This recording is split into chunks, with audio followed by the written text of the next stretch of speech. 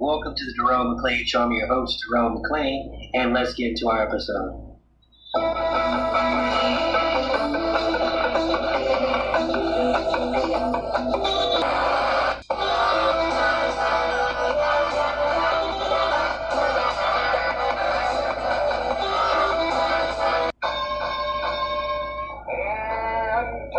Intelligentsia, the endem of sarcasm, the nutty professor, to your whack-ass marmalade.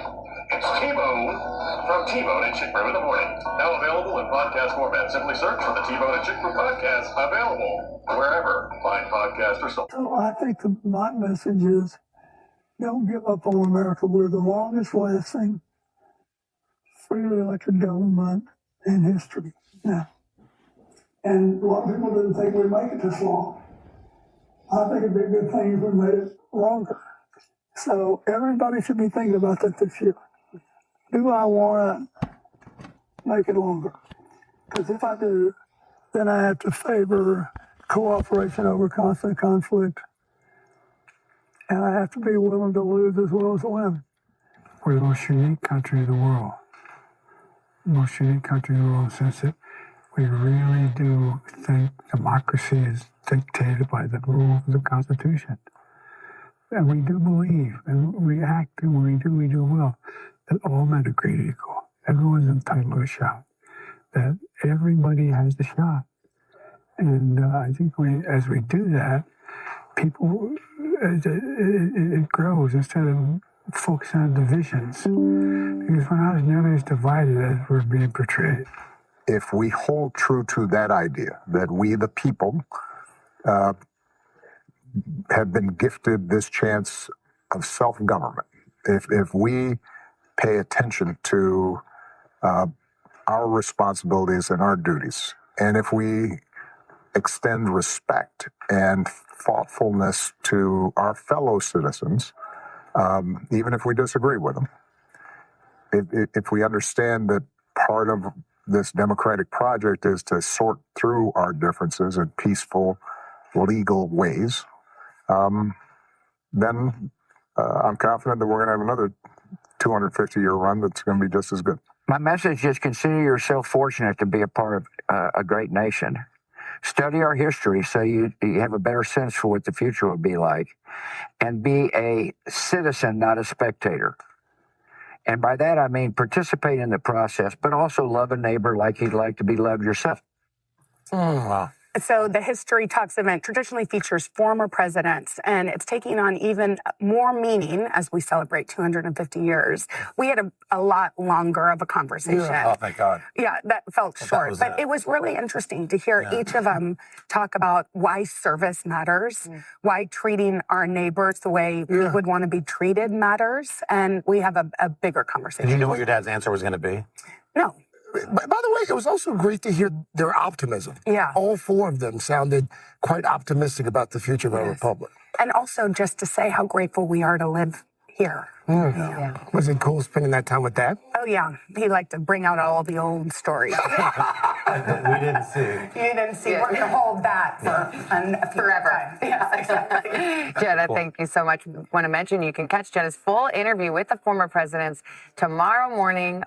We are back at 8:08 now with a Today exclusive, part of NBC News' Common Ground initiative, aimed at bringing people together in search of solutions to the challenges we face across the country. Well, Jenna is here. She had a chance to sit down with each of the four former U.S. presidents for their reflections ahead of America's 250th anniversary in July. Yeah, I did, you guys. The former presidents were all gathered in Philadelphia at a private event hosted by the History Channel. It's called History Talks. It's in partnership with our parent company, Comcast. I caught up with each of the former presidents on the sideline of the event. We talked about what inspired their service to our country, their legacies, and I asked them to share their messages to the American people on our country's historic anniversary. I, William Jefferson Clinton, It's a time-honored tradition, 250 years strong. I, George Walker Bush, do solemnly swear. The American people electing their leaders. I, Barack Hussein Obama. Presidents, an indelible mark on our nation's history. I, Joseph Robinette Biden Jr., do solemnly swear. Serving their country, the highest office in the land. Hi, Dad. What's it like to be part of the ex-president club? Well, it can be boring when we're all together. No, it's an honor. There's a great camaraderie because we all shared something special. Our nation's leaders each carrying the weight of those promises and the ideals of our founding fathers. There's a weight of the presidency that few can understand. You understand? I understand it. I found that people were ready to help. I was a senator for a long time, been in that building a lot of times. Yes. 36 years as a senator, and then 8 years as vice president. And it was an opportunity to be able to focus on the things that I thought needed to happen. What was your favorite part about being the president? You get to meet the widest possible cross-section of the American people. You know, every corner of this country is just full of really amazing, hardworking, decent people. And getting that broad overview of who we are as Americans, it made me much less cynical. It made me less prone to think there's an us and a they. For some, that inspiration came from the very place they would one day call home, 1600 Pennsylvania Avenue. At 16 years old, you walked into the White House and met then President JFK. What did that moment do to inspire a 16-year-old kid from Hope, Arkansas, to want a life in service? It had a huge impression on me. It made me realize that a president, even on a bad day, can do something good for somebody. That's what I took out of it. I just couldn't believe he was spending all that time with us. Everybody says when you become president that they remember it, blah, blah, blah, and that I knew when I was standing in the Rose Garden that I was going to be there someday. That's just not true. You couldn't have even imagined it at 16. I thought I wanted to be a United States Senator from Arkansas. I did dream of doing that. I never dreamed I'd be president. What were you most grateful for? The experience of being president of the United States? Well, I just saw the greatest honor of my life, or any American's life. The idea that a kid from Scranton, Pennsylvania, we were poor, but we were a middle-class guy, he used to have a stutter, could end up being president of the United States. It's just kind of a story of what America's all about. These formers, as they are called, remembered for leading our country through some of our greatest challenges. What do you think was the most historically significant moment of your presidency? 9/11. I can hear you. The rest of the world hears you. I think historians will analyze that day, America's response after that day. It was a reminder that the human condition elsewhere matters to the security of this country. It mattered then, and it matters now, by the way. But I think people want to know how the country responded, and it was overwhelming volunteerism, starting with the military. It was an outpouring of patriotism. We can recapture that. I hope it doesn't require a crisis, but it's still latent in the American soul. Your presidency was a historic one. You were the first Black president of our country. What do you think the history books are going to look back and say? It's very hard for us to judge our place in history. That's up to other people. Mm-hmm. I can speak about what an extraordinary honor it was to serve the American people. I can speak to how inspired I was to hear the stories of folks out there who were doing wonderful things in their communities, helping each other out, being good neighbors. Maybe one thing I am proud of is the fact that I think we upheld the integrity and the honor of the office, and how we conducted ourselves and how we ran our administration. What are you most grateful for all your years of service and your time as president? I am grateful that I had a chance to do what President Kennedy said everyone should want to do, to make maximum use of the talents God gave me, and to do it in a way that benefited other people. You know, you can get up every day, no matter how bad it is, you can make something good happen for somebody. And that is a gift beyond imagining. How do you hope the history books see your service? Well, I hope it's not unlike they see your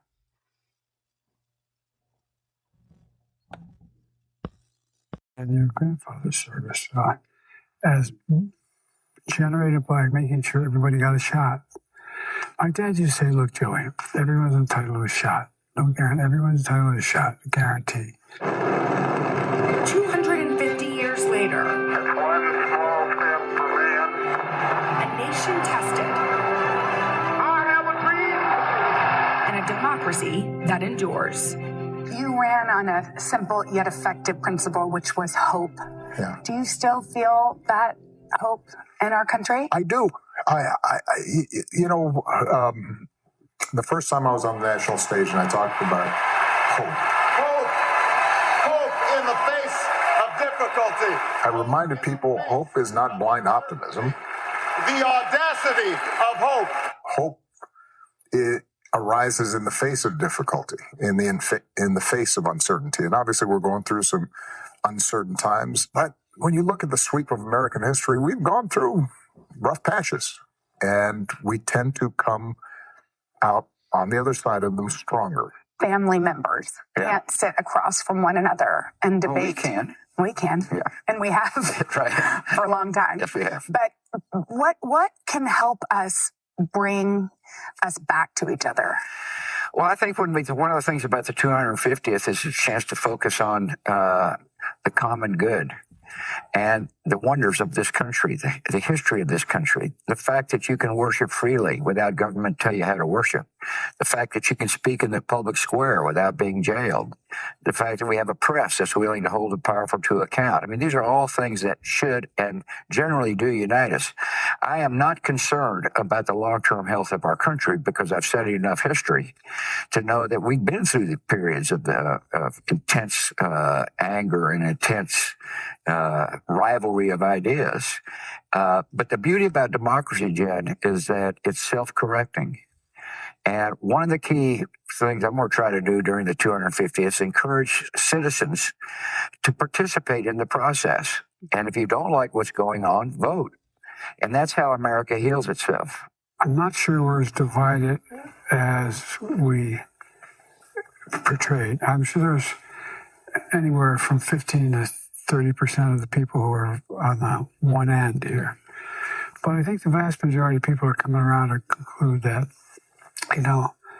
those things, so they don't even think about it directly, but the safeguards in the Constitution. I think people are beginning to realize that they're sort of being trampled on right now.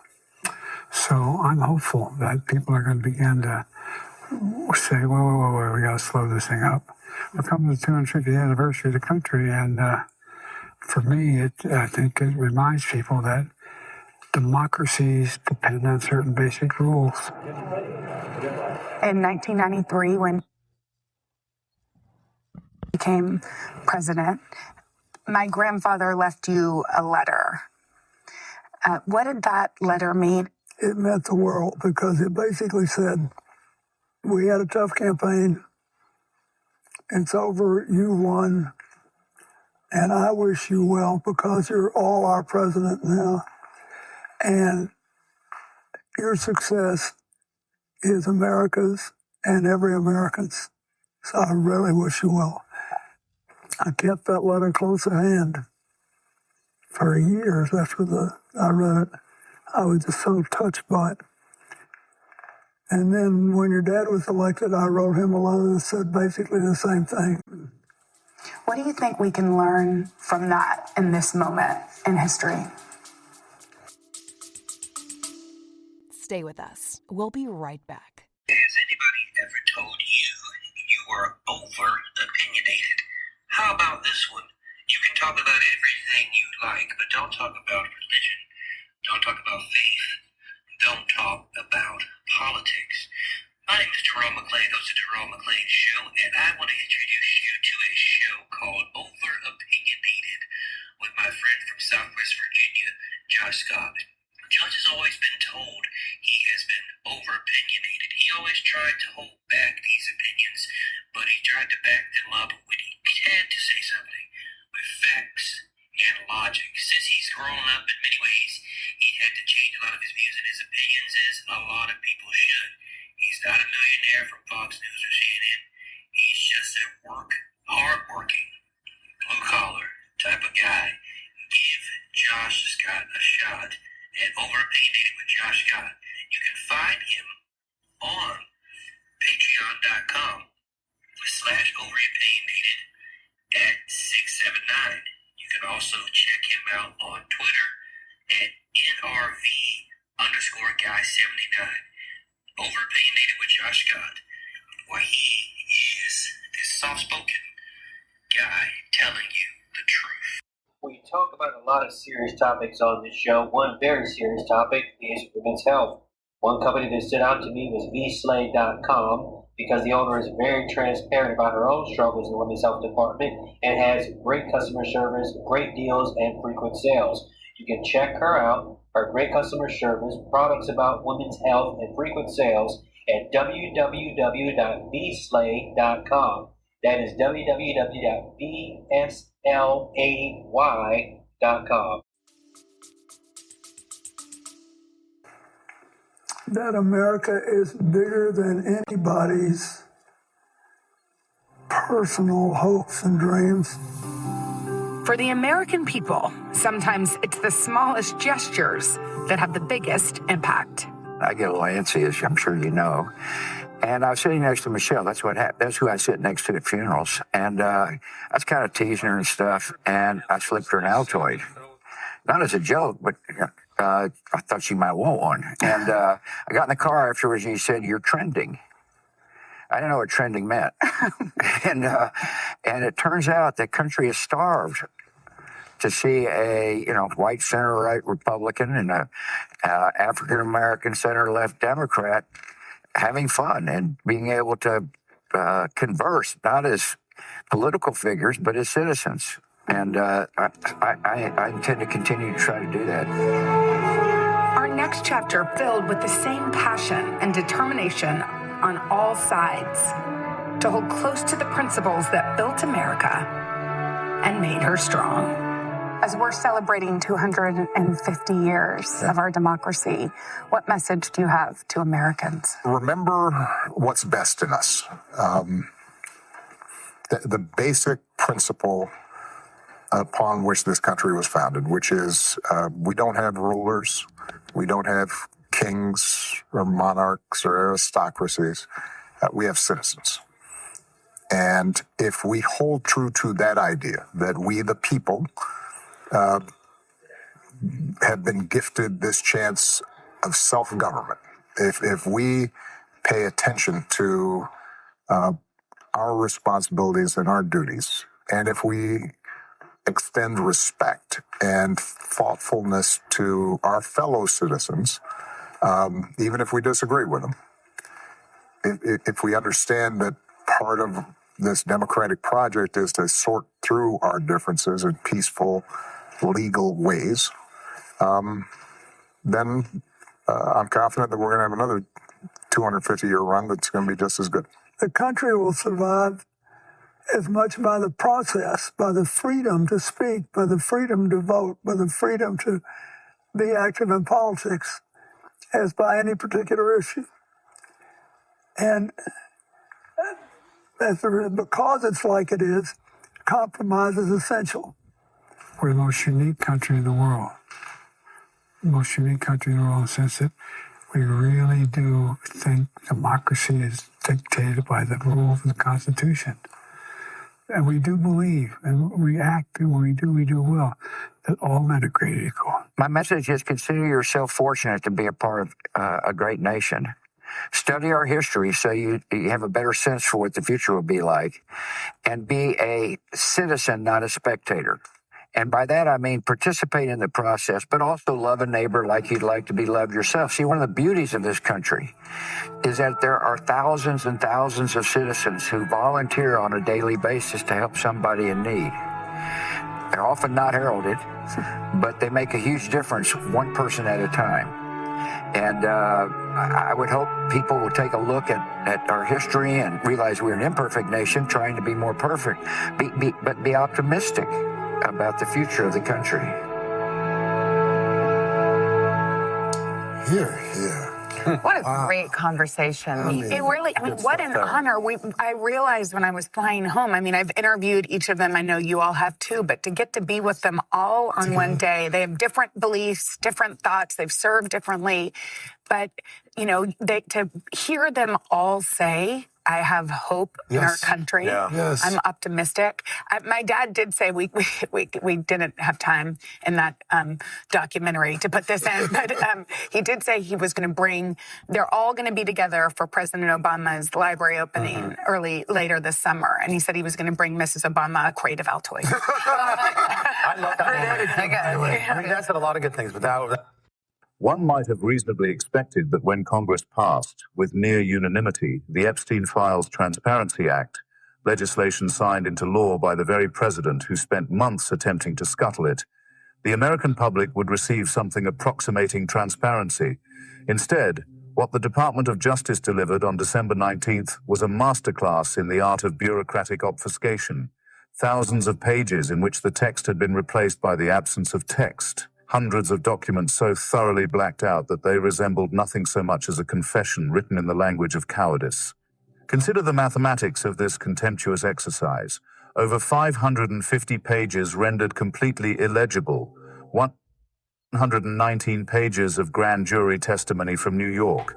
A document presumably containing the most substantive material about how a known pedophile managed to evade serious federal prosecution for decades, transformed into a solid rectangle of black. 255 consecutive pages of evidence, testimony, or God knows what, converted into what can only be described as the visual manifestation of a cover-up in progress. The Department of Justice, in its infinite wisdom, apparently believes the American public is too fragile to handle the truth about how Jeffrey Epstein cultivated his garden of powerful friends who, for reasons that remain suspiciously obscure, still require protection from the embarrassment of association.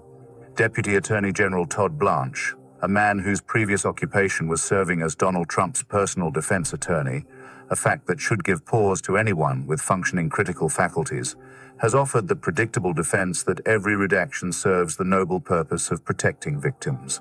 This explanation would be more convincing if it didn't fall apart upon the slightest examination. When photographs containing images of Trump mysteriously vanished from the department's website mere hours after their publication, only to be restored following public outcry, Blanche offered the risible explanation that the Southern District of New York had flagged the image for potential further action to protect victims. The victims in this formulation apparently required protection from a photograph showing Trump's image alongside Epstein's effects. One wonders what species of victim advocacy demands the temporary disappearance of evidence implicating the current president of the United States. The law that compelled this release, the same law Trump ultimately signed after being dragged kicking and screaming by members of his own party, explicitly forbids the government from withholding records due to the risk of embarrassment, reputational harm, or political sensitivity. The statute might as well have been printed on toilet paper for all the respect the administration has shown it. Representative Thomas Massie, a Republican from Kentucky who co-sponsored the legislation, has accused the administration of failing to comply with both the spirit and the letter of the law. Representative Ro Khanna, his Democratic counterpart in this bipartisan effort, has raised the specter of impeachment or prosecution referrals. When legislators from both parties are united in denouncing an administration's handling of a legal mandate, one begins to suspect that something other than victim protection motivates the army of redactors. The survivors themselves, the actual victims whose interests the department claims to champion, have not been fooled. Marina Lacerda, who testified that Epstein abused her when she was 14 years old, characterized the release as another slap in the face. All of us are infuriated by this, she told reporters. Another survivor, Marika Chartouni, posed the rather obvious question, if everything is redacted, where is the transparency? The women who suffered at Epstein's hands have spent years waiting for accountability, only to receive a document dump composed largely of black rectangles and irrelevant photographs. The government's message to them could not be clearer. Your trauma is less important than protecting the reputations of the powerful men who moved through Epstein's orbit. And what of those powerful men? The files that have emerged beneath their patina of black ink show images of Bill Clinton swimming with Ghislaine Maxwell, the convicted sex trafficker who served as Epstein's principal accomplice. They show Prince Andrew draped across the laps of women whose faces have been obscured. They contain phone logs, flight manifests, and the detritus of a vast criminal enterprise that operated for decades with something approaching impunity. What they do not contain, or rather what remains hidden beneath the redactions, is precisely the information that would explain how this was possible. The memo that accompanied a 2007 draft indictment of Epstein, a document that Massey and Khanna explicitly designed their legislation to capture, was not included in the release. The internal communications documenting how prosecutors made their decisions remain concealed under claims of privilege. A leaked Republican memo that circulated through Congress this month provides a helpful window into the party's strategy for managing this debacle. The document instructs members to dismiss any damaging revelations about Trump as a politically motivated hoax and to redirect attention toward Democrats, specifically Representatives Stacey Plaskett and Suhas Subramaniam and Ruwa Roman, none of whom enjoyed anything resembling Trump's decades-long personal and business relationship with the deceased sex trafficker. The memo deploys the classic strategy of DAVO, deny, attack, reverse victim and offender, with all the subtlety of a sledgehammer. What it notably fails to do is dispute the accuracy of any information contained in the files themselves. Let us be clear about what we know regarding Trump's relationship with Epstein, since the president's defenders seem determined to pretend otherwise. The two men were photographed together repeatedly over many years. Trump once told New York Magazine that Epstein was a terrific guy who likes beautiful women as much as I do, and many of them are on the younger side. Epstein had numerous contact numbers for Trump in his personal directory, along with listings for Ivana and Ivanka Trump. A photograph in the newly released files shows Epstein holding a novelty check bearing Trump's signature, framed with the caption, "Once in a Blue Moon." An email from Epstein to Maxwell in 2011 noted that dog that hasn't barked is Trump, and claimed that Virginia Giuffre, one of Epstein's most prominent accusers, who died by suicide this year at 41, had spent hours at my house with him. For the former president, it seems the barking has finally commenced. The political dynamics here would be amusing if they weren't so infuriating. Trump spent months attempting to prevent this release, going so far as to direct House Republicans not to sign the discharge petition that would force a vote on the matter. When Marjorie Taylor Greene, of all people, broke ranks to support transparency, Trump was, in her words, furious. He said it was going to hurt people, Greene recounted. The president branded her Marjorie Traitor Greene and withdrew his endorsement. She has since announced her resignation from Congress, citing death threats that she attributes to Trump's public attacks. The president's response to her safety concerns was characteristically empathetic. I don't think her life is in danger. Frankly, I don't think anybody cares about her. The hypocrisy on display requires a moment of sustained contemplation. For years, Trump and his allies cultivated the QAnon movement, a sprawling conspiracy theory whose central premise is that a cabal of Satan-worshipping pedophiles controls the government and that Trump was divinely appointed to expose them. The movement operated under slogans like "Save the Children" and portrayed Trump as a crusader against elite child traffickers. His allies, Pam Bondi, Kash Patel, Dan Bongino, promised repeatedly that the Epstein files would be released and the truth revealed. Attorney General Bondi distributed binders labeled The Epstein Files Phase 1 to social media influencers earlier this year. The implication was always that the files would expose Democrats while exonerating Trump. Instead, what has emerged is evidence of Trump's intimate decades-long association with the most notorious pedophile of the modern era, accompanied by a frantic effort to bury that evidence under black ink.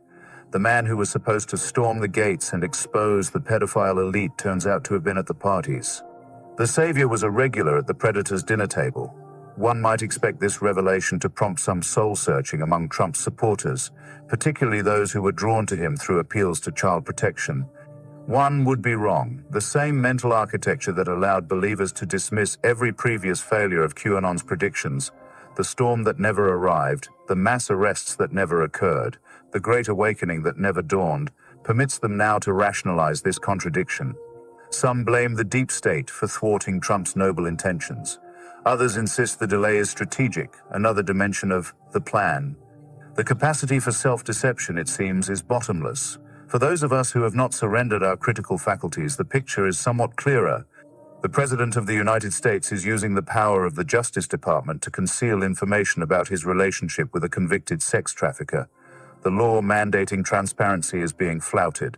The victims are being ignored, and the party that styles itself as the defender of children has closed ranks to protect a man whose friendship with Jeffrey Epstein spanned decades and whose efforts to prevent the release of these files bordered on the frantic.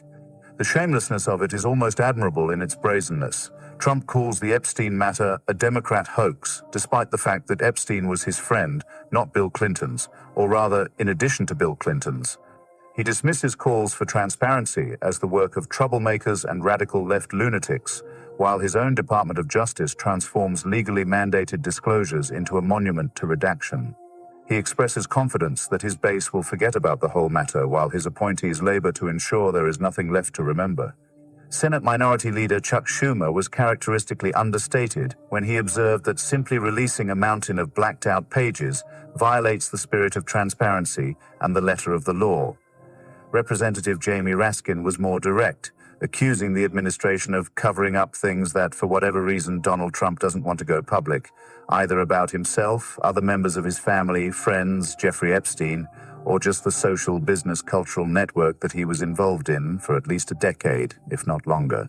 There will be more releases in the coming weeks, we are told. More documents will emerge from the department's vaults, presumably bearing additional black rectangles where the truth once resided. The administration will continue to claim that every redaction serves the interests of victims, while the actual victims continue to express their fury at being silenced once again. And Trump's supporters will continue to believe that their champion is secretly fighting the pedophile elite, evidence to the contrary notwithstanding. The whole sorry spectacle illuminates a truth about American politics that we would prefer not to acknowledge. Accountability is for the powerless. Jeffrey Epstein avoided serious federal prosecution for years because he was rich and connected. His victims were ignored because they were young and vulnerable.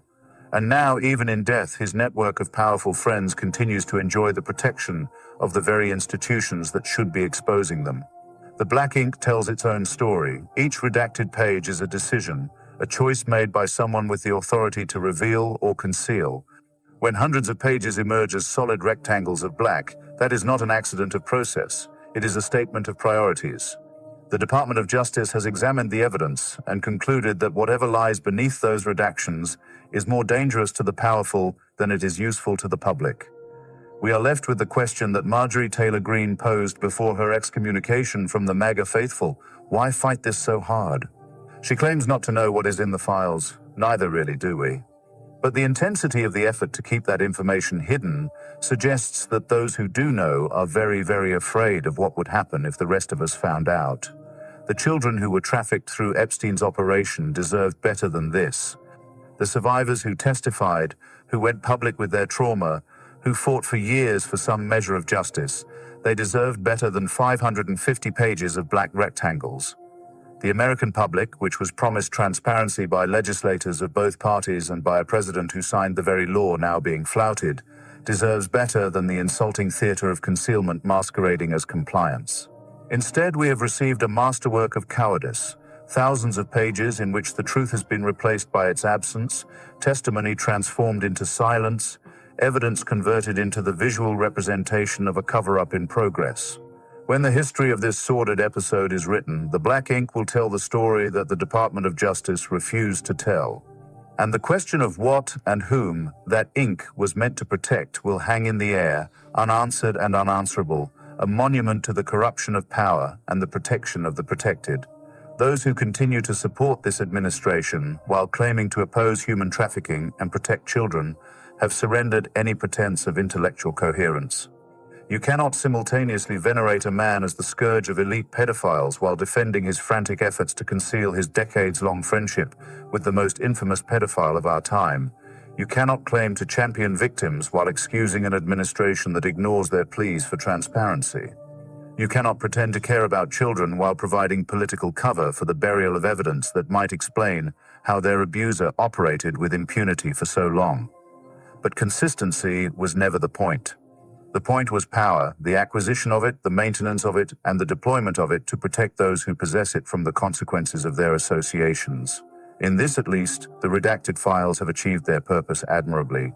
The truth remains hidden, the powerful remain protected, and the victims remain, as they have always been, an afterthought, their suffering less important than the reputations of men who preferred not to be embarrassed.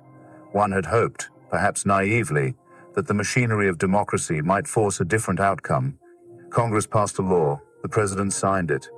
The Department of Justice was mandated to release the files, and yet here we are, sifting through black rectangles and disappeared photographs, watching as the law is transformed into a suggestion and transparency into a performance. The files we were promised would tell us the truth. Instead, they have told us something else entirely, that in America, there are some truths too dangerous to speak, and some men too powerful to expose. The black ink has spoken. It has said everything we needed to know. Shall we turn to what's going on with the head of the FBI here and some internal drama here in the U.S.? In lighter news. It is a bit lighter.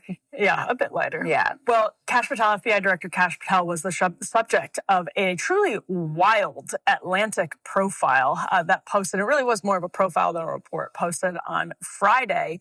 And now I'm going to give the bylines on this. So this is Sarah Fitzpatrick, and it includes some prior reporting from Ashley Parker and Jonathan Lemire. Those are two, I would say, people who are sourced up in anti-Trump world. So keep that in mind. Keep in mind that the FBI is undergoing some purging processes where you would have people who really, really, really dislike Kash Patel for political reasons and the like. But this is didn't they have talked to 12 people? Yeah, it wouldn't surprise me that they were able to find 12 people who absolutely hate Kash Patel. But this reporting is pretty. Even if you hate Kash Patel, it doesn't mean that you're spewing lies necessarily. Right. Also, those 12 people would all have to spin the same story in the same way. Yeah, right. It's really specific stuff. If we just read the lead here. On Friday, April 10th, as FBI Director Kash Patel was preparing to leave work for the weekend, he struggled to log on to an internal computer system. He quickly became convinced that he had been locked out, and he panicked, frantically calling aides and allies to announce that he had been fired by the White House, according to 9 people familiar with his outreach. So, like we were just saying, a really specific story here, corroborated by 9 sources to The Atlantic.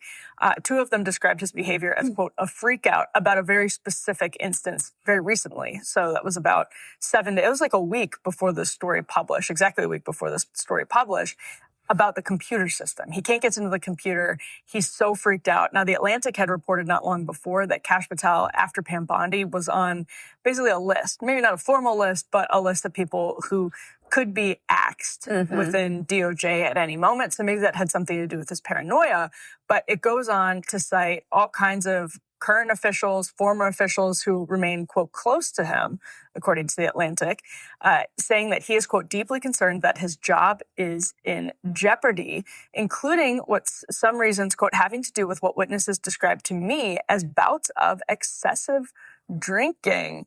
Now, obviously, that goes back to Kash Patel. Are we talking about the same Kash Patel here? I know. I can't believe it, Emily. He looked like a novice when he was beer chugging in the locker room. Let's put C4 up on the screen. C4. This guy? This is the guy you're talking about here? This one has a drinking, but I just can't believe it. This was business. These people, this was business. This is official FBI business. Reportedly, Trump was supposedly pissed off about this, by the way. Yes. Because Trump had a brother who was an alcoholic. Yes. And, found this all to be sort of horrifying. Yes. And it's part of why I think Kash, one of the reasons that Kash is actually justifiable. That behavior is rational, justifiably afraid that he is imminently going to be fired. Well, and people forget that there was a man who was detained, arrested, trying to kill Trump, literally the day that Kash Patel, allegedly trying to kill Trump, the day that Kash Patel is filmed chugging beers. Well, almost at the same time, Kash Patel was chugging beers in the locker room of the Olympic hockey team, which, by the way, hockey team, awesome. Kash Patel, still nobody knows what was happening at all. They said this is according to, quote, several officials who told the reporter, quote, Patel's drinking has been a recurring source of concern across the government. They said that he is known to drink to the point of obvious intoxication. In many cases at the private club Ned's in Washington, D.C., it's just around the corner from the White House. He is also known to drink to excess at the Poodle Room in Las Vegas, where he frequently spends part of his weekends.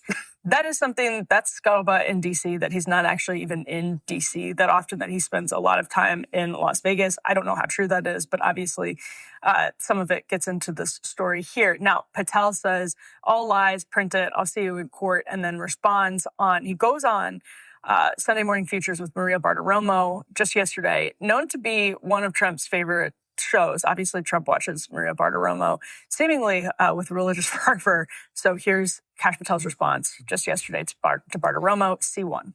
The Atlantic magazine director is alleging that you have a drinking problem, that it is getting in the way of your work running the FBI. What is your response this morning to this article?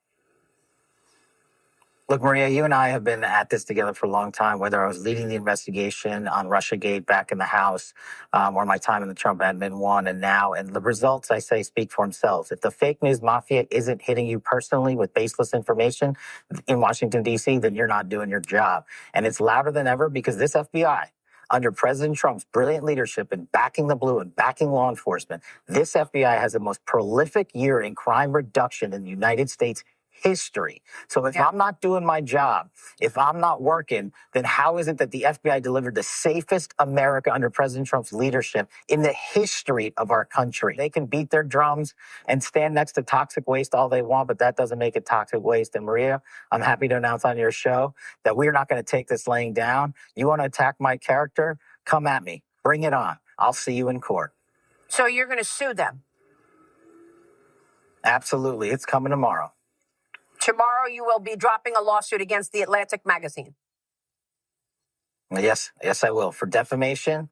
All right. Well, we'll see what actually happens in that case today, Crystal. But let's actually go ahead and skip here to C5. Probably no surprise. This is Mark Elias posting from the Democracy Docket.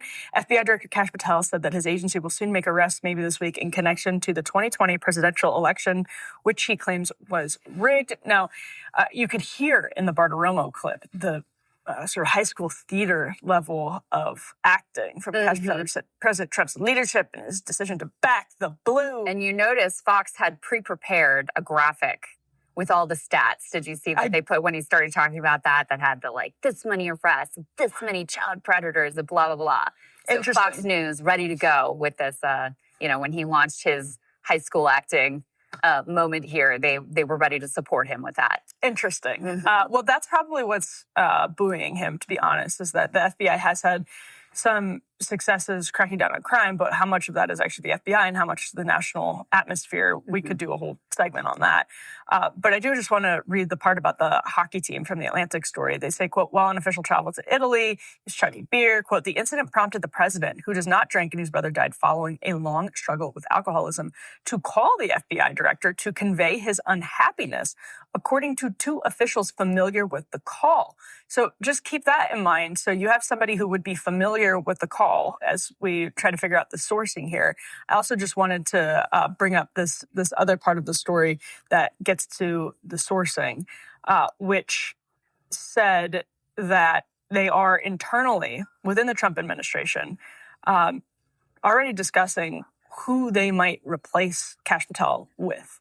So that is, that's a pretty clear sign that he's genuinely in jeopardy and that this isn't just, it is the most obvious thing in the world that if you go and you start purging career officials from the FBI, a lot of them are probably going to leak. The FBI leaks a lot to journalists already. And so in this really polarized climate where people don't like Trump, it's the most obvious thing in the world that you're probably going to get some hit pieces written about you. That, what I just referenced was, quote, sourced to senior members of the Trump administration, according to an administration official and two people close to the White House who were familiar with the conversation. So that tells us at the very least that Patel has enemies within Trump circles, and that tells us in and of itself that this is already fairly serious, Crystal. Well, and here's the thing, too. I mean, it's demonstrably had an impact on his ability to do the job effectively. During the Charlie Kirk early days of the early hours of the Charlie Kirk investigation, he was tweeting, "Oh, we've got someone in custody," giving very much the impression that, like, "Oh, we got the guy," when they very much had not gotten the guy. The Brown case, too. Very similar situation unfolded with the Brown case. What they say in this article is that suspicion is that was because he was like half drunk when he was getting this information in, and then just, no inhibitions, tweeting it out. Why not? The other thing, in terms of just like the seriousness that we're talking about. So they had to reschedule all his meetings to later in the day because he's like too hungover in the morning to be able to get up. Or he's in Las Vegas. And they also talk about how they're like, well, it's kind of nice when he's not here actually, but then it's also kind of a problem that we don't actually really have an FBI director. And there have been times too, there was a time when they had to summon breaching equipment, like the type a SWAT team would use to like bust into a house to try to get into his home because he was, so sort of like passed out drunk or after effects, et cetera, that he was not responding at all and he was behind locked doors. So that's the lengths that they've had to go to deal with this guy. I mean, so that's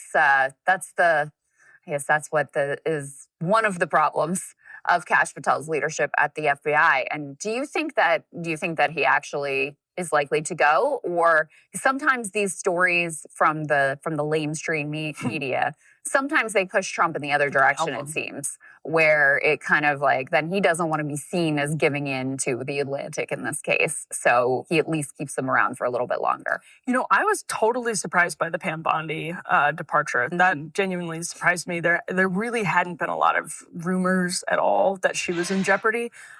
Which is almost always the case. You start hearing the gossip and people are upset with her. And it was true that some people were a little bit irked by, obviously, the Epstein stuff. But the administration had just been doubling and tripling, quadrupling down in support of Pam Bondi on all of that. So I'm not sure. Kash Patel strikes me as someone who would be hard to replace from Trump's perspective, like somebody who is as, what's the right word for it? Like as...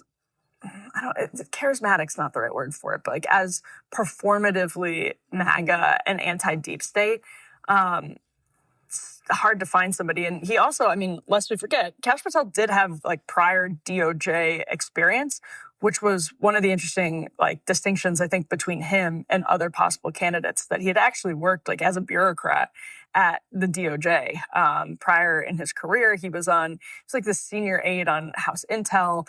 And to find somebody who kind of checks both of those boxes, who is like so performatively MAGA and has some experience that you can kind of squeeze into the FBI director box, that actually could be tough for Trump. Well, and it seems like the thing that Trump is most pissed off about is that he hasn't done enough to like go after Trump's enemies. That's the thing that Trump's disappointed in his performance over. And so that's why the information about, okay, now Kash is going to go out and try to arrest somebody or have some sort of action with regard to the election being stolen in 2020.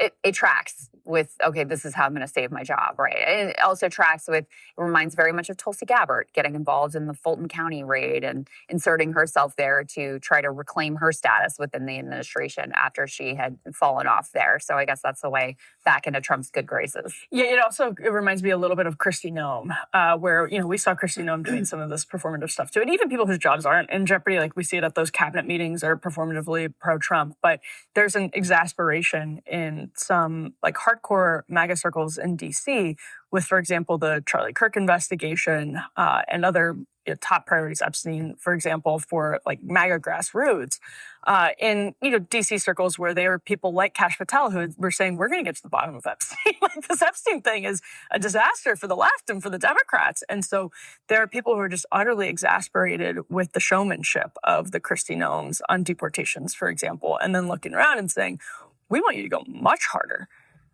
Same exact thing with Kash Patel. That's something that you hear is just this exasperation with putting the showmanship over the substance. And that's where you have Mark Wayne Mullen coming out, just in the new DHS director, just in the last week, saying, we're going to be doing stuff that you're not seeing in the headlines. Our goal is not to be in the headlines. He said that on Fox. And so that's where I could see changes being made, in that people are absolutely sick of seeing so much performativity with the substance. It kind of tracks with, I don't know if you saw this story, they're looking for a new, or I guess they nominated someone to be the new CDC head, and in the search for that, the criteria was, we need someone who's not crazy. That was the idea, is like, okay, this has been too much of a mess.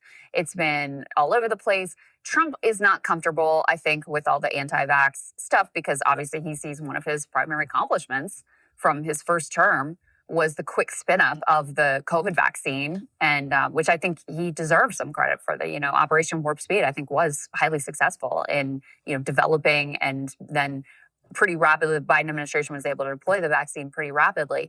But you brought in this Maha coalition, which is deeply vaccine skeptical, and RFK Jr. obviously, like, his whole thing is like hating vaccines, basically. He'll object to that, but that's just the reality. And so, I don't think Trump has not really expressed that he's ever been fully on board with this stuff. And so now it feels like he is, okay, this is a mess. This is causing problems for me in my, political desires. So we got to get in someone here who is, in his view, not crazy. So interesting. We'll see. We'll see, yeah. Kind of assembling a crew of crazy people was the 2.0 strategy. So yeah. How's that going? Right, yeah. And Kristi Noem, it wasn't that she had a bunch of DHS experience. It was that she was a good, Trump saw her as a good spokesperson. So I think it's probably similar with Kash Patel. And it tracks. I mean, this is the through line of the show today, is that Trump is so obsessed with optics that sometimes it undermines his substantive goals. Yeah, true. All right, well, Emily, thank you for doing the first half of the show. We're going to swap you on now for Ryan. It's my pleasure. Ryan's going to tap in. I'm passing the baton. That's How many right. metaphors can we mix? And then Sagar's planning to be back tomorrow. Excellent. All right. We'll see you soon. See ya. Hey, if you like that video, hit the like button or leave a comment below. It really helps get the show to more people. And if you'd like to get the full show ad-free and in your inbox every morning, you can sign up at breakingpoints.com. That's right. Get the full show. Help support the future of independent media at breakingpoints.com. Thank you for listening to today's episode. Of course, if you want to support the show, you can do so by going to www.patreon.com and getting a membership for as little as $3 a month. Again, that's www.patreon.com/The Jerome McClain Show.